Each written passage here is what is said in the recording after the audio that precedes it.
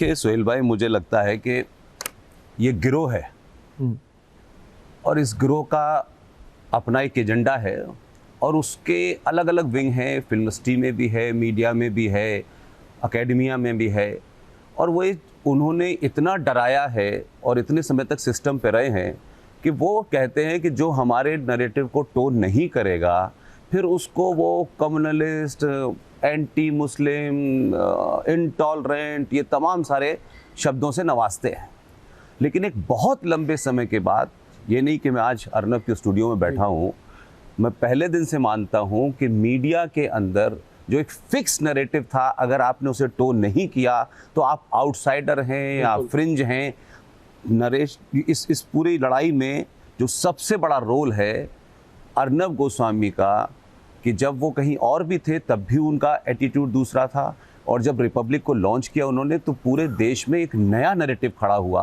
और तब पता चला कि इस देश के अंदर 90% लोग नेशनलिस्ट हैं, लेकिन उनको कोई फोरम नहीं मिलता था, इसलिए वो एक्सप्रेस नहीं कर पाते। कहते हैं साइलेंट मेजॉरिटी। वो साइलेंट मेजॉरिटी। लेकिन जैसे मैं दो छोटी छोटी बात फिर कहना चाहता हूँ कि संविधान जब बना तो संविधान बनने के बाद उस पर चर्चा हुई और मुझे उन तमाम डॉक्यूमेंट और उन लोगों से भी मिला, तो अंबेडकर और डॉक्टर राजेंद्र प्रसाद ने कहा कि भाई ये संविधान तो बन गया है और उसमें लिखा हुआ है इंडिया दैट इज़ भारत, तो ये हुआ कि भाई इसमें इंडिया नज़र आता है, इसमें भारत नज़र नहीं आता। तो दोनों ने मिलकर कहा कि भाई इस पूरे ड्राफ्ट में तो चेंज नहीं हो सकता है, लेकिन हमारी सिविलाइजेशन क्या थी हज़ारों साल पुरानी, हम उसको पिक्चर्स के माध्यम से इसमें डाल सकते हैं। और दोनों के बीच में ये बातचीत हुई और उसके बाद नंदलाल बोस शांति निकेतन में उनसे बात की और उसमें कुछ चित्र बने। जो ओरिजिनल संविधान है उस संविधान के पहले पेज पे नंदी बन रहा है, उस संविधान के 5वें पेज पे भगवान राम, लक्ष्मण और माँ सीता बन रही हैं, उसमें रानी लक्ष्मीबाई है, उसमें सुभाष हैं, उसमें शिवाजी हैं।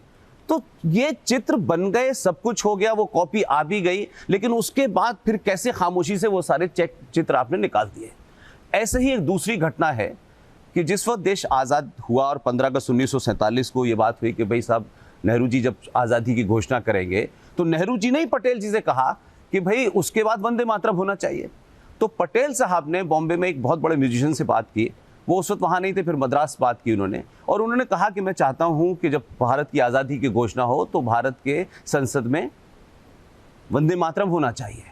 तो सोचिए कि कितने बड़े लोग रहे होंगे।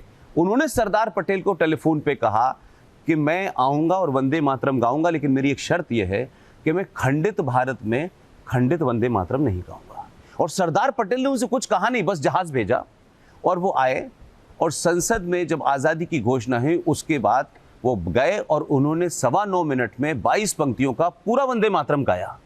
लेकिन जब आज़ाद भारत की संसद में पूरा वंदे मातरम गाया गया, फिर किसके दबाव में आपने उस वंदे मातरम का सिर्फ एक पैरा गाया जाता है? तो ये कुछ ऐसा नहीं है कि नया, ये शुरू से था कि ये नैरेटिव ही ना बिल्टअप हो और लोगों को एक अलग तरीके का रूप दिखाया गया। और किसके दबाव में आपने 1976 में अंबेडकर का संविधान, जिसको लेकर के सुबह शाम बात होती है, अंबेडकर का संविधान 1950 में आपने लागू किया, और क्या बात हो गई कि मात्र 24 साल के अंदर वो आपको कम्युनल लगने लगा और आपने 76 के अंदर रात के अंधेरे में 42nd अमेंडमेंट के तहत आपने उसके अंदर सेकुलरिज्म और सोशलिज्म का शब्द डाला। तो उस वक्त कोई डिबेट हुई थी इस पर, किसी से बात हुई थी? तो ये बहुत पहले से चल रहा है। और अब सवाल यह है कि थोड़ी बहुत जो लोगों में आप देखते हैं, ये इसलिए है कि आपने लोगों को बताया, लोग सुनने लगे और तब उनको इतिहास पता लगने लगा। तो लोगों को अपने नेशनलिस्ट होने पे प्राउड है, लोगों को अपने हिंदू होने पे प्राइड है, लोगों को अपनी सिविलाइजेशन पे प्राइड है, तो लोगों को इससे डर लगता है। वो है सारी कहानी। लेकिन मुझे इसमें सिर्फ एक ही लाइन में कहूँगा कि आपने, आपके द्वारा, आपकी टीम के द्वारा देश भर में करोड़ों लोग हैं, क्योंकि आप जानते हैं मैं तो पब्लिक में मीटिंग में जाता हूँ, ऐसा लगता है मुझे कि कुछ लोगों को ये लगने लगा है कि शायद अब वो एक्सपोज होने लगे हैं। तो ये जो जगह जगह वायलेंस है, जगह जगह डराना है, ये उसका है। और एक ही लाइन है कि जुगनू सूरज को लंबे समय से डराने की कोशिश कर रहा था, अब सूरज ने जुगनू से डरना बंद कर दिया है। Very well sir, it's a spark, it's a चिंगारी। यस।